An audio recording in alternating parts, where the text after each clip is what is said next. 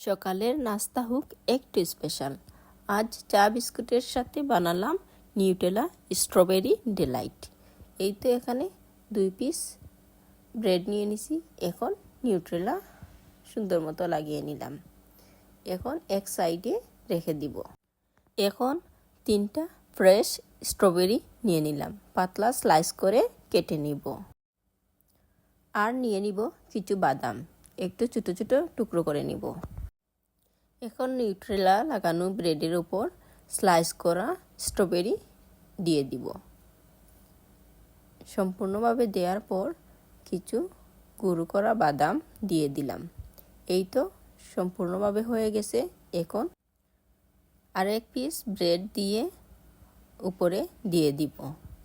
দেওয়ার পর ইচ্ছা করলে আপনারা এভাবে সাইডগুলো রেখে দিতে পারেন, তবে আমি সৌন্দর্যের জন্য সাইডগুলা কেটে নিচ্ছি। আর এই তো হয়ে গেল নিউট্রেলা স্ট্রবেরি ডিলাইট। সকালে চা বিস্কুটের সাথে আজ সার্ভ করছিলাম। অনেক ভালো লেগেছে। বাচ্চাদের টিফিনে বা সকালের নাস্তায়, বিকালের নাস্তায় আপনারা ইজিলি এই রেসিপিটা ট্রাই করতে পারেন। সকালের নাস্তা হোক একটু মিষ্টি। ওকে বাই, আল্লাহ হাফিজ, আসসালামু আলাইকুম। শুভ সকাল সবাইকে।